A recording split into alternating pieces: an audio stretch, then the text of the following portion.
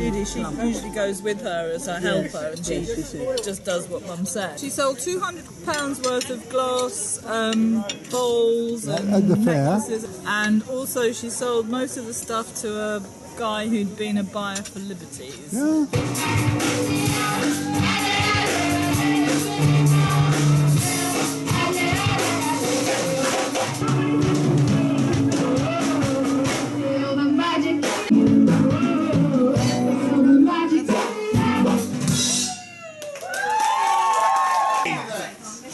Eddie, this morning you were just fantastic. Eddie, you were looking good, calm, you were serious, just, I mean, isn't it, it's about growing up, but you looked like a new person, like someone who's getting it together, and I was so impressed.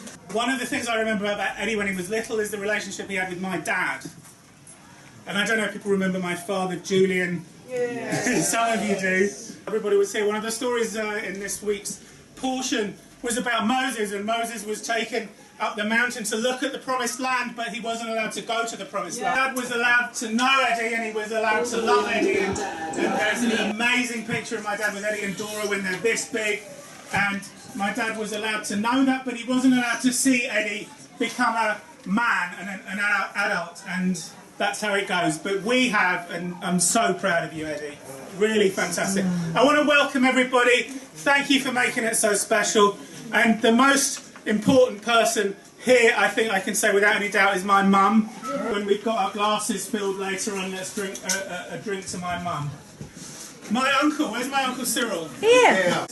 Alex?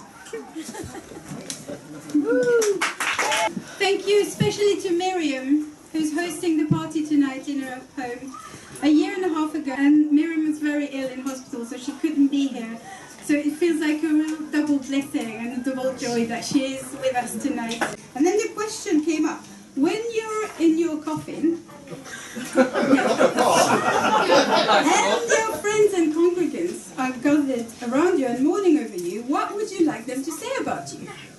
And the first rabbi said, I would like them to say that I was a wonderful husband, a fine spiritual leader, and a great family man.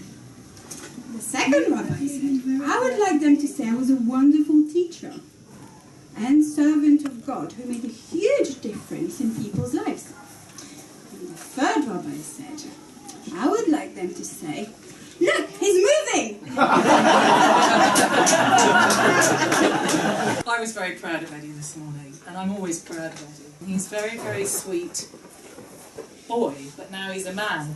But do you remember when you were a boy and somebody asked you, what do you want to be when you grow up, little boy? And you said, I want to be a teenager. Some poem about the desert. And I was like, oh, about the desert, that's interesting, you know, the silence of the desert. Is there any time in your life where you felt that kind of silence?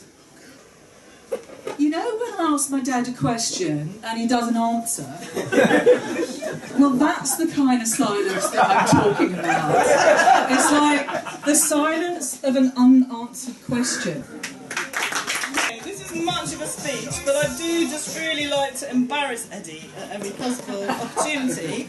So I'm going to do it right now. You're doing it already, Joe. Hello, Eddie. How are you? I hope you have a nice evening. Can I just say, you're looking very, very good. Woo! And what's more, you were spectacular this morning in synagogue.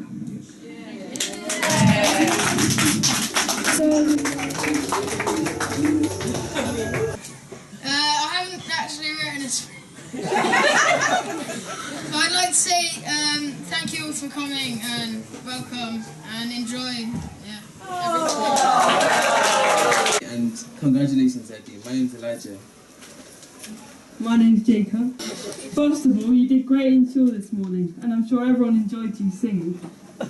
You become a man now, and even though it doesn't look like it, you're still younger than me. How amazingly you did in synagogue yesterday. I mean today. Yeah. Okay. And if I was there, I would definitely say the same too.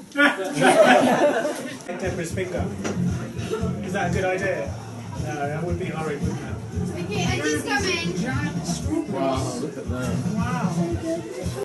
Happy birthday to you.